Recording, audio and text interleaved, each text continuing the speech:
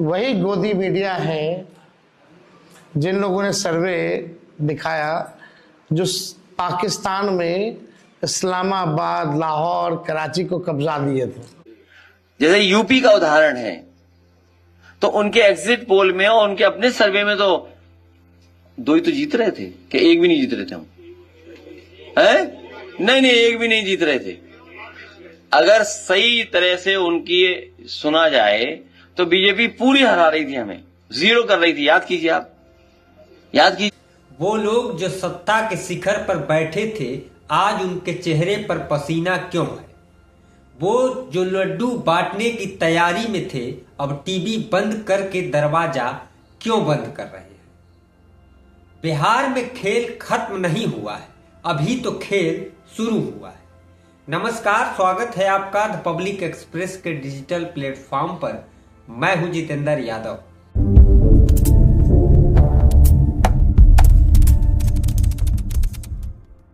और आज हम बात करेंगे उस 18 तारीख की जिसे लेकर सत्ता के गलियारों में सन्नाटा है, लेकिन जनता के बीच जयकारा है।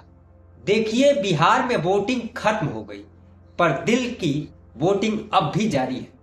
17 एजेंसियों ने एक सुर में कहा कि एनडीए वापसी कर रहा है, लेकिन भाई अगर जीत तय है तो जश्न गायब क्यों है? क्यों बीजेपी ऑफिस में सन्नाटा पसरा है? क्यों चिराग पासवान की मुस्कान गायब है? और क्यों नीतीश कुमार दरगाह, मंदिर और गुरुद्वारे का चक्कर लगा रहे हैं?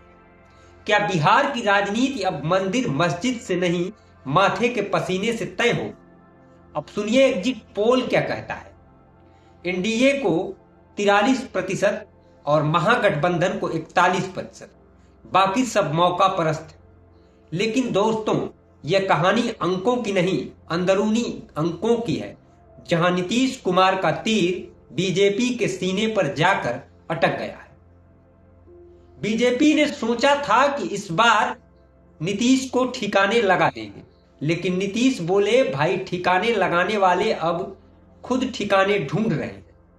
देखिए, जो लोग हंस रहे हैं वो डरे हुए, और जो चुप हैं वो खेल खेल रहे हैं। तेजस्वी यादव ने सीधा ऐलान कर दिया कि 18 तारीख को ओथ सेरेमनी होगी, मतलब मतगणना से पहले ही राजनैतिक रिपोर्ट कार्ड तैयार। अब यह आत्मविश्वास है या इनसाइड खबर, वो तो 14 तारीख को पता चलेगा। लेकिन एक बात तय है कि इस बार जनता ने रिजल्ट से पहले ही रिजल्ट दे दिया है। अब सुनिए खेल का असली ट्विस्ट। एग्जिट पोल में कहा गया कि दलित, अति पिछड़े, ओबीसी सब एनडीए के साथ है, लेकिन बीजेपी के साथ नहीं। एनडीए के साथ यानी वोट नीतीश के नाम पर पड़े, श्रेय मोदी शाह ले गए, और यहीं पर खेल पलट गया। जहां जेडीयू का उम्मीदवार था वहां तो तीर चला, जहां नहीं था वहां लालटेन की रोशनी फैल गई। यानी अब तीर और लालटेन में कॉमन गैस पाइपलाइन जुड़ गई है। जो हवा नीतीश ने भरी, उसी में लालटेन चमक उठी। अब बात करते हैं ईश्वरीय कृपा की। मोदी जी कहते हैं, मुझे घटनाओं का आभास पहले से हो जाता है। वाह महाराज!